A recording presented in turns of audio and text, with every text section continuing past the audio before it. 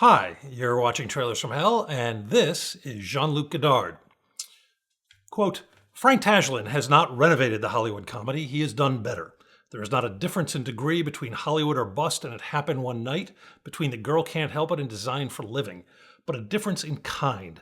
Tashlin, in other words, has not renewed but created. And henceforth, when you talk about a comedy, don't say it's Chaplin-esque, say loud and clear, it's Tashlin-esque. That's Jean-Luc Godard talking about the director of this film. Will success spoil Rock Hunter?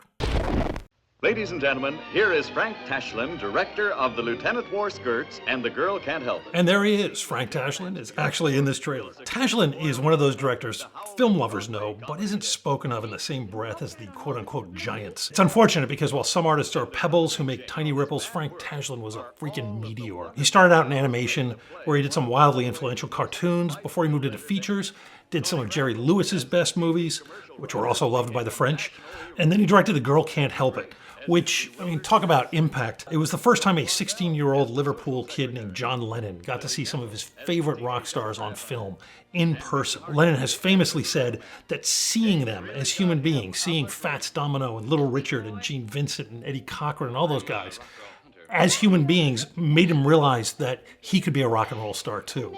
And speaking of rock and roll, at one point in this wonderful film, Tony Randall has to borrow a suit from Mickey Hargitay, who was Jane Mansfield's real-life husband and a bodybuilder. The suit is way too big for him. And the first time he walks on screen, you realize David Byrne has absolutely seen this film. It is the big suit that he wears. Stop making sense. There's no way he hasn't seen this film. The show, Will Success Spoil Rock Hunter, had been a big hit on Broadway when Tashlin came in to adapt it, and it starred Jane Mansfield in the same part, or at least a similar part, as a movie star. But Tashlin changed almost everything. Just to give you a sense, there is actually no Rock Hunter in the play. It's the name of a character that one of the other characters once did an interview with. So he changed everything. And he turned it into a just biting satire of advertising and celebrity in America in the late 50s. But the thing is, it's just as pointed today. One tiny little tweak or two here to the script, and this thing could be about the Kardashians almost. In fact, I'd dearly love to be able to see Tashlin do a movie about the Kardashians. He would have gone to town on them, and they certainly deserve it.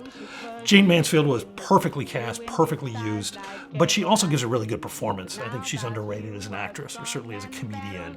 She's great in this film. This movie is also one of a handful of films that clearly influenced Mad Men. And there's Groucho Marx in a tiny part in the film. Fun thing is, the line he drops in the trailer is not the line he drops in the movie. So watch the trailer, then watch the film.